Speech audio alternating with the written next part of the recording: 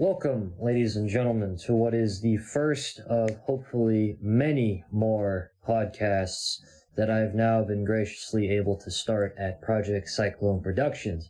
My name is Connor Shank. Many of you are most likely familiar with Connor Talks Games back on my time at Berkshire Talking Chronicle Radio. Well, now I've officially brought it over to none other than Project Psyclone Productions, the company that I am currently working at, as mentioned earlier in my previous podcast. Of course, as per usual, we will be addressing game-related topics and, of course, having guests on when we do get guests on, although a lot of people do not like me, so we'll be begging a lot of individuals to be coming on board. Now, naturally, however, as per usual, I've been up to date on my current projects and I've been doing a lot of writing. However, for the first ever broadcast, I have taken the liberty of asking my boss to come on and kind of talk a little bit. Mr. Sam Nelson, co-founder of Project Psyclone Productions. Would you like to say hi for everybody? Hi, everybody. Also, I've been staring at this Dark Souls playing card deck for the past, 30 seconds, and I'm hypnotized. I'm entranced even. We are currently recording from the confines of my room in my apartment, and I gotta tell you, he's been staring at a lot of stuff, and I'm kind of scared, but that's besides the point. So, many of you who listen are a little bit familiar with the brief passing that Project Psyclone Productions is an entertainment-based company. And today, since we have Mr. Nelson here, the co-founder himself, we're going to be asking him some questions, even though you're my boss and you could fire me at any given moment. Not that you pay me for that matter. How dare you? Oh, you're right. Yeah, fair. So, I guess without further ado, let's kind of get into this. So, for starters, thank you for coming on board and agreeing to be a part of the first ever broadcast under the company. But with that being said, I've always been kind of curious about this myself, sure. But, what inspired you to kind of start this whole project to begin with? I mean, you naturally were a graduate and you were in a very similar boat that a lot of graduates are, such as myself and pretty much everybody who's graduated, I believe, from 2023 onward in the gaming sphere of struggling to find a job. But here you are, and having worked with you for a good chunk of time now, are trying to turn that around with your current project. So what is this all about? Sheer and utter spite. That is the name of the game. So, let's see. Where to begin? When I was born, when I graduated, when I went to college. Just skip to the good part. Skip to the good part. Alright, fine. Alright, so, when I left, college as specifically a game audio designer, I was misled to believe I would have a lot more opportunities my way. And when I realized the sad truth, I decided I need to start making my own portfolio. But you can't really make... But one thing about me is I've kind of always been, for metaphorically and literally, a drummer without a band. I have been in the support seat of most projects, or have gotten skills in the support world, but never actually had the proper skills to get anywhere without support from others. So, once I graduated, I wanted to not only train myself in other mediums, in other forms of audio design, like in VO editing, music composition, in podcast editing, in video game audio, but in also video game art. So I wanted to expand my horizons and bring others with me, because I know other people are suffering as much as I am. Especially since I know plenty of people who were part of not one, but two college bankruptcies during COVID. And, yeah. Sheer spite. I could get behind that. Let me take a little sip of my tea right here real quick. Well, if I gotta say, that does seem to be the mood. Honestly, is just doing this out of spite, but also to attempt to provide assistance to individuals. Because I remember It's been about a year, actually, now that I think about it. Yeah. A little longer than that, maybe about a year and a half since we've really started, at least my journey with the company and providing assistance as the volunteer game director and just trying to assist with projects and whatnot. It's been tough, especially just with all the recent graduates and the people who are crying out for assistance and there not being a lot of it. Making this sound like a revolution is coming, but honestly, I doubt that's going to be the case anytime soon. But we can definitely dream. Would not be opposed. Would not be opposed. It'd be an interesting time. I have a lot of masks. Just saying. Sam, please don't try to incite government rebellion while I'm in the middle of trying to conduct this very professional interview. It's not a government rebellion. It's an industry rebellion. This is where you put in Minecraft in big quotations. I don't play Minecraft. Get out of here. No. That's completely valid. But, you know, like you said, you have a background in audio. You pick up a lot of hats. I mean, you work. I've so many different jobs in the company right now. You do voice acting, you do audio editing, you do a crap ton of video editing for that matter, art, programming to some extent. I know you do a little bit of design. I think technically you also do like sound effects and noises, but yeah, that was my that was my major, specifically sound effects. All right, for any of those listening, if you ever want to get into sound effects, know this: you have to be comfortable with listening to a 30-second loop for hours on end. And if you want to get into voice acting, you have to be or voice over editing of any kind. You have to be okay with ASMR. That's just matter of fact. I think as we've clearly established, my tone of voice is not built for structured conversation, and I would very much prefer if I was given no script and allowed to yell at something, much like how Dwayne "The Rock" Johnson is given bullet points in his WWE promos. Naturally. But that's besides the point. Now, kind of getting back on track here, because I do have some more interesting questions I'd like to actually ask you. So now that we've established what you do professionally, I would like to ask one or two questions about personal interest, that type of thing. What is your favorite game? Favorite game is probably Nier Automata. Just because, one... Just gonna dap up real quick, make sure the mic gets this, alright? that was atrocious, but I'm sticking with it. Alright, so... but no, so Nier Automata... So, I love the Nier franchise. I love the world, I love the just the premise of everything that you could possibly think of that could be coming has happened. Aliens have happened. Nuclear apocalypses have happened. You can no longer get sick. You no longer age. Space travel has happened. Everything that you could possibly imagine already happened and has come to pass. So now what? And I gravitate to Nier's sequel, Automata, because I just love mechanical stuff. A lot of machines, a lot of giants, a lot of androids. Granted, I don't not like magic. I just prefer mechanical because I have a background in engineering. It's just what I like to do. Also, the story is beautifully written. The music is so well done. It's a masterpiece. Written by a blackout drunk, but a very nice blackout drunk. Well, Mr. Yoko Taro, as we've established, works best when he is under the influence of some type of narcotic or fine liquid courage, as I like to call it, because it allows him to do that. I'm saying this as somebody who has gone under maybe a couple milligrams and decided to write something that terrifies me even to this day. Like any true artist, can I call myself a true artist if I'm the most sober person you'll ever meet? Well, art is, in the eye of the beholder, completely subjective to the individual that is viewing it.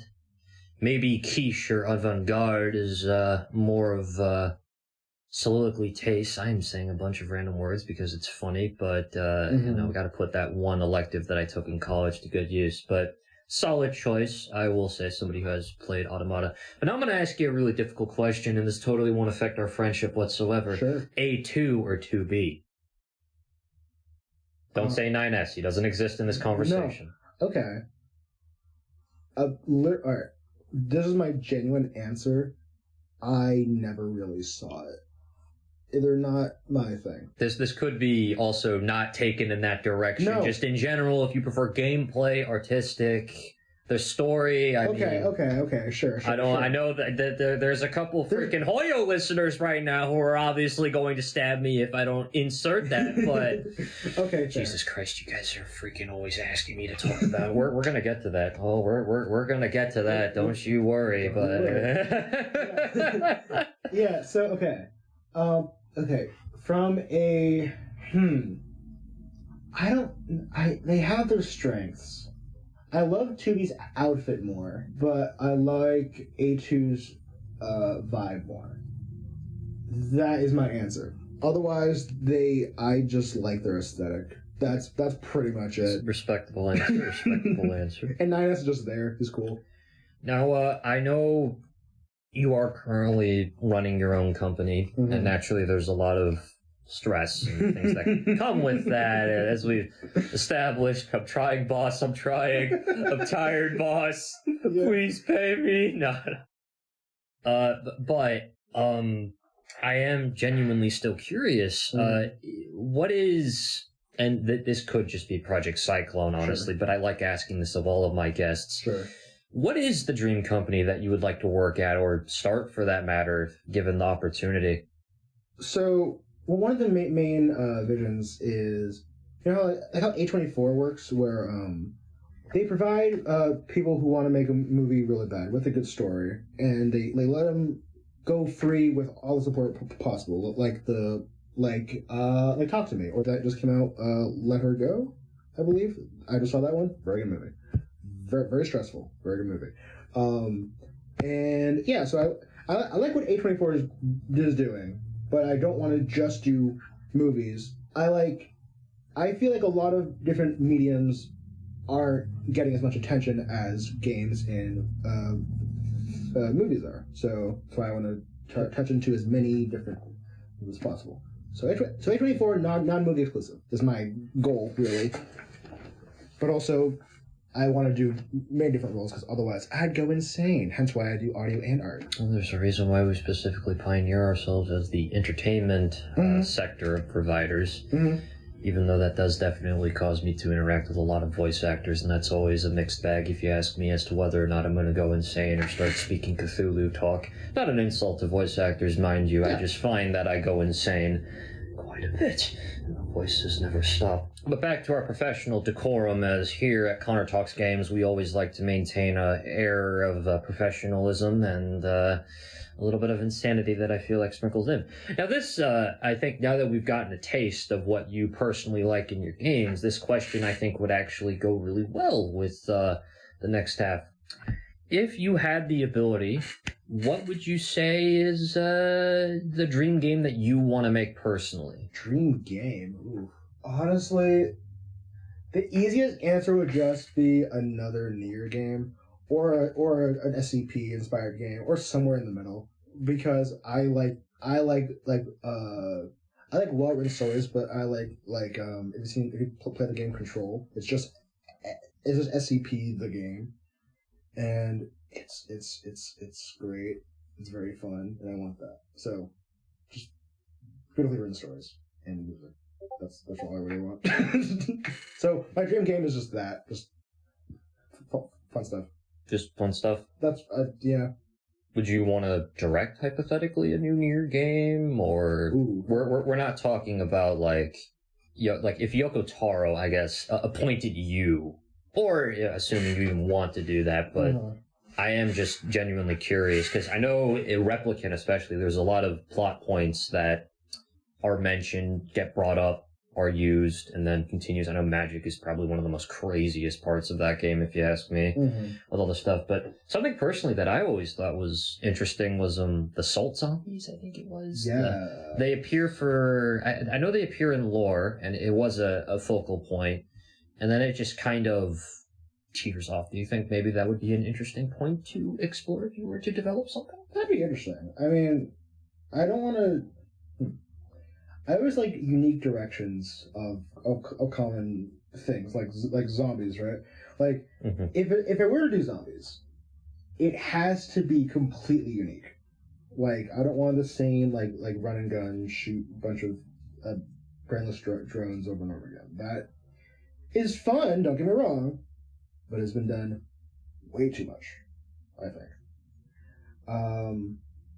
But salt zombies, that'd be interesting. Because wasn't the thing where it's not necessarily that they're zombies, they're not all just zombies, some just like deteriorate and disintegrate into salt. Yeah. So like maybe something along those lines. I don't know. Like we're like maybe in a world where everyone is like afraid of being one with the salt gods or something. I think that'd be fun. Actually, I did have back to the game idea. One of the main ideas I had was like a Lovecraftian, not necessarily steampunk, but for lack of better terms, a steampunk Lovecraft. But if you were to also merge Disco Elysium and Bloodborne, that is the vibe I want. There's it's been a story in my head I've been trying to figure out for a long time, and I really want to pursue it at some point. I don't want to give too much away because it's my idea. I highly doubt anyone's going to be like, this is the $1 billion IP. But... Look, I do feel, because we both develop and play games effectively, we are afforded a very rare luxury and privilege to be able to not only dissect a game as a gamer, but be able to provide input and look at the systems and intricacies that went into it. Now, I'm a game producer, so my job, as we've established when I'm not actively trying to take L's, is to assess basic understanding of how things work, try to get everybody to work together. But I do feel because I am able to appreciate what other individuals do, no matter what the job is, and I always say this, I appreciate what everybody does on the project, no matter how little it is, because there's so much time and effort that goes into the smallest of features to make sure it works. You get afforded this really neat outlook on everything. Like, I remember, get any mycopunk devs listening to this. I remember I was sitting down and I was talking with the artist who did I asked her a question in regards to the art technique behind the character on the t-shirt, Scrapper. And she had this really interesting answer in how it was revolving around oil techniques with a more her classical upbringing when it comes to the art. So I thought that was fairly neat. And of course, seeing art in general is always, I don't know where I'm going with this. I just really like artists and how they do things in the game industry. But thank you. That's the point. Oh, actually, quite a question for you. Oh, for me? Yes. The host? Yes. Oh, crap. Get used to it. I can do this all day. All right, fair enough, boss. Please feed me. No, you don't deserve it. Okay, so what is your favorite type of game? So, like, we have games that are meant for fun. You have games that are meant to tell a story. Games that are meant to like be art pieces, be story, be entertainment. What's your favorite subcategory of game development or games? I guess I just like things that are fun. Just fun in general, like arcadey kind of games. Arcadey, hack and slash, first person. I mean, honestly, I like my mindless shooters and beat 'em ups. That's just how I am. But I do think that can really fall into a lot of categories because fun is obviously subjective to an individual. But fun could be a good story, great audio design, really good art, or just what's that? I forgot the name of the game. It was one where you just dig a hole in your backyard, pretty much. This game. Wait. It was like a game about digging a hole. You just actual name of it. Something like that. But it was really just you dig. Yeah. That's it. It's nothing crazy. But that was a fun little game to just sink some time into, even if it was rather mindless. So all my time has kind of been spent playing 2 gacha games and Helldivers, which actually you haven't invited me to play that yet. You haven't invited me to play that yet. Well, I mean, 500 kilogram bomb. I was busy defending against the squids. I do have Helldivers. Also, you're always busy, if I recall. I'm always busy. That is true, but I'm always looking to procrastinate. I'm going on strike. My boss won't play Helldivers 2 with me. This is illegal. I didn't know we played Helldivers until like last week. I have 100 freaking hours in the game. I have man. maybe 50 at best. Okay, fair enough. Bot lover. How dare you? I take like weeks and months on end, like between like hyperfixations of Helldivers, because everyone I play with is busy, and then I just move on to a different game that has like awesome story, and then go back to the shooting bugs. Yeah, fair enough. Bug divers were a thing during that entire duration. Actually, now I think is a fairly good time. That way we've talked quite a bit at length. Let's look at some of the questions that people have sent in. Okay. And I'm just saying right now, no, I'm not screwing with you. These are questions that people have sent in that I've decided to pick up for this exact reason. Okay. So ignoring the 3 Hoyo questions that have already been stacked at the top here, plans for the new podcast. Naturally, I think I've talked about it a little bit, but I'm planning on just continuing the same format that I had previously. Guests come on board, they talk, we ask questions, bring interesting people on board, maybe a couple of like solo broadcasts here and there for the podcast, but really it's just going to be the same formula. Just now I got my like volunteer company thingy with it. And new visuals. And new visuals, that's right. We have the new banner art and everything. New visualizers. It's going to be logos. Beautiful. It's going to be amazing. It's going to be amazing. And it's going to be everywhere. Most places. Well, I did have a very solid listener base, so hopefully this does take off a little bit more. But, you know, at the end of the day, it is, I want to be able to educate individuals on game industry related things and to just have fun commentary, just people chilling and talking about stuff. That's the end game for it, really. Well, when I mean everywhere, I mean like we have like Amazon Music, we have Spotify, we got it all set up. We have Deezer. Maintaining. What is Deezer? People ask. I don't know. We're on it though. Bugger if I know. Will the fun guest appearances continue? Hopefully. Current opinion on Hoyo's Honkai Star Rail story? Yes. Alright, the expletive wants a Big Mac. I didn't roll for Hyacine, leave me alone. Do you have plans for playing Impact 3rd? Not currently. Zenless Zone Zero or Star Rail? No, yes. No, go back. You have to answer this one. Do I have plans for Impact 3rd?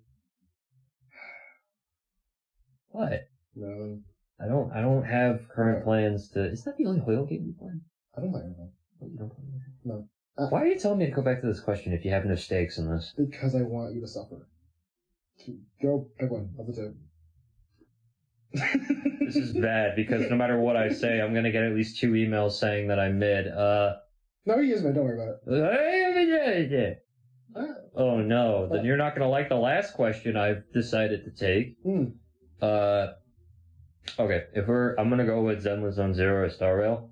I like the flat sheet animations and the story in Zenless, but I do find the gameplay to be a bit repetitive. In Star Rail, I like the story, but I can find that sometimes there can be dead patches in regards to there's nothing here that's keeping me innately grounded. Yeah, there you go. See, no, that's what I was looking for. Concise. Concise but detailed. Love it. I get told that I'm often concise and I still don't see it. Now, actually, I think this is a very interesting question that we both can answer. Sure. What do you think game companies could do to improve the current hiring situation? We'll start with you, Sam. I know you have a good stake in this. Don't be afraid to take on newcomers. And also, there's a lot of people like graduating schools, game development, and you're only hiring people who've been in the industry for 20 years. That doesn't make sense.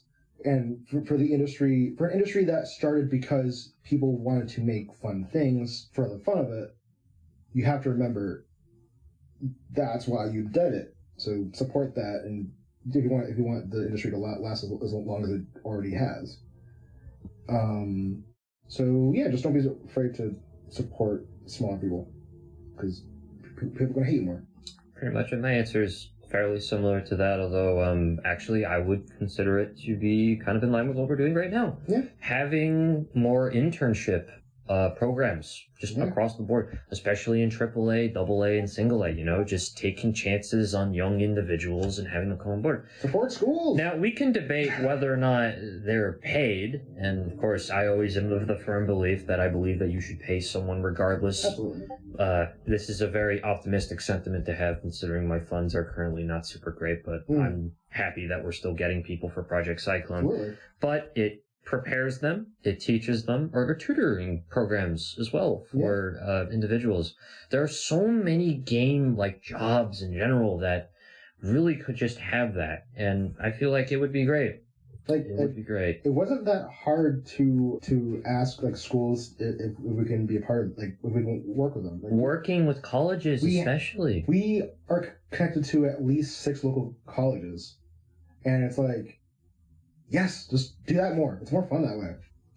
You want to give people hope and not just a grim, looking to the future. Oh, absolutely. So I'd say that's a very repeatable answer that a lot of people would say. Don't break that pencil, please and thank you. I gave it to you to fidget with, not to eat, break, snap, stab. I wasn't trying to break the pencil. I was trying to break the phone. There's a difference. I'm still paying this off, thank you very kindly. I know. You can get a phone for $30 at Walmart. Just saying. Yeah, but I'm an Apple person, unfortunately. Well, you should choose something. Just saying. Not yet. We have to finish the podcast. You off your meds? No. How dare you? God. I don't know if this is PG-13 anymore. All right. Actually, this is directed at you. Okay. Funny enough. Sure. To the current guest on the show, is Connor a decent producer? I did not write this. This is a genuine question. Okay. Genuine question. Yeah. No, I mean, knows what he wants, knows how to keep people on track. Yeah. As another producer, yeah. I say that he's a producer. Fair enough. Yeah. Okay, and the last one that I have picked out for today is, will there be more commentary on the modern-day gaming field? I do intend to obviously have more talks in the future with that. As of right now, currently, I would like to try to have more guests on board to have a more varied response, as I do feel like I repeat myself quite a bit in some of my older broadcasts. So by having individuals who have different opinions and also unique viewpoints, that allows me to create a more interesting viewer experience for people. But at the end of the day, I sincerely hope that no matter what I talk about, you always leave at least one of these sessions with some fun facts or information that you could just have, because I do feel it is very important to educate individuals on the current happenings of the game industry, especially as either a player or a individual making the games, because this is an industry that I feel I've invested a very sizable chunk of blood, sweat, tears, and grease into, and support artists. Support artists, yeah. Down with the this and the that and the. I shouldn't be inciting rebellion right now. I got bills to pay. I do have masks if we need it. And hoods. I have plenty of hoods. This isn't Baby Driver. I have cloaks and stuff. You want to start a cult? I'm down for it. Cults are expensive. Really? It's the investment, not like the financial investment, but you gotta manipulate people. You gotta grow a following. You gotta do that. Maybe I should ask a Scientologist. Actually, I know where one is. All right. Well, ladies and gentlemen, thank you for listening to the first ever Connor Talks Games broadcast number 1 at Project Psyclone Productions.